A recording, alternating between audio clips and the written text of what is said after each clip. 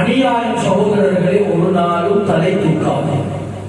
கொஞ்ச காலம் போற மாதிரி இருக்கும், அல்லாஹ் கட்டாயமா குடிப்பான். இது கண்ணியமானவர்களே 4வது. அதை இன்னொரு விதத்தில் விளங்குறதாக இருந்தால் நாங்கள் எப்படி விளங்கணும்னா, கண்ணியமானவர்களே சில நேரத்தில் நாங்கள் யோசிக்கவும் மாட்டோம், அது எங்களுக்கு மனம் தெரிஞ்சிருக்கு.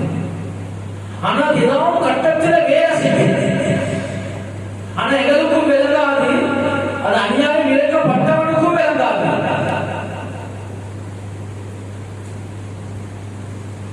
மாலிக் இப்னு தீனார் ரஹிமஹுல்லாஹ்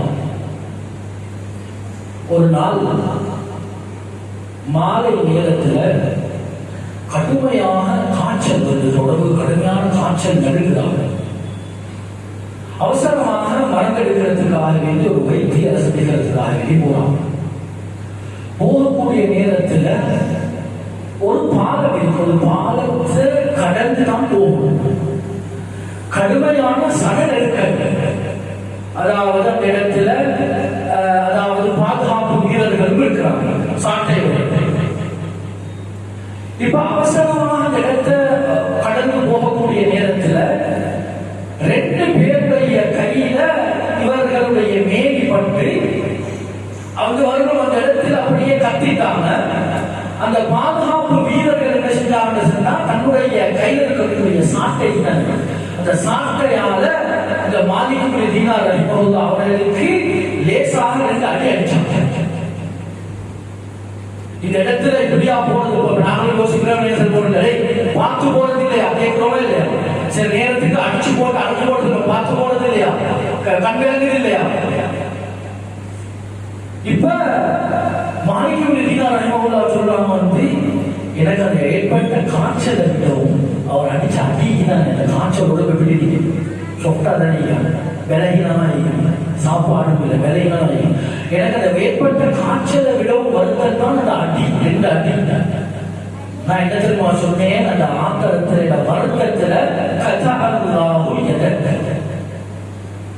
ஓட கை அல்லாஹ் தஆலா பாரு காலபோக்குல வச்ச மாட்டான், இல்லாம துண்டிக்கப்படணும் அப்படின்னு சொல்லி எனக்கு அந்த ஆத்திரத்துல அந்த கவலையில அப்படி வந்துருக்கு.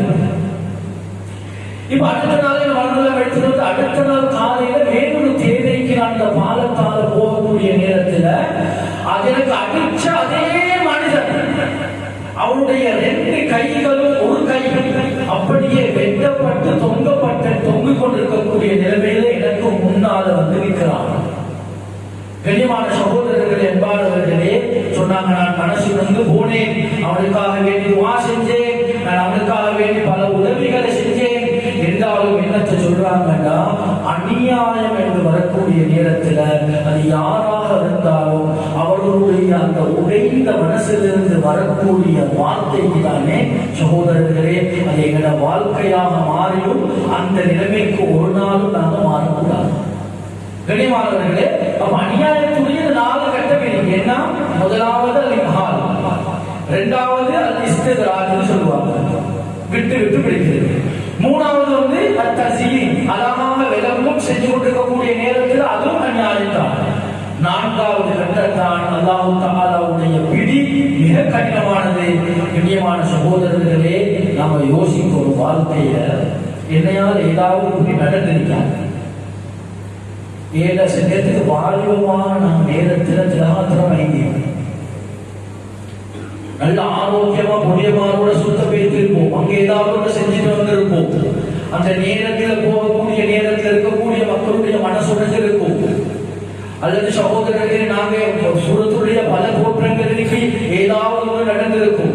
கண்ணியமானவர்கள் உயிரோடு இருக்கக்கூடிய நேரத்தில் நாங்கள் அவங்களை சந்திச்சு மன்னிப்பு கேட்டு அதற்கு நாங்கள் ஹலால் தேடிக் கொள்ளாத வரையில சகோதரர்களே அந்த அநியாயம் சொல்லுவாங்க வந்து இந்த ஹதீஸ்ல கூட வருதுன்னா, நெருப்பும் கங்கு ஜுவாலைகளை போல மேல வரக்கூடிய அது வானலோகத்தை நோக்கி வைத்துக் கொண்டே இருக்கும். எந்த வேகத்தில் திரும்ப வரும்னு தெரியாது.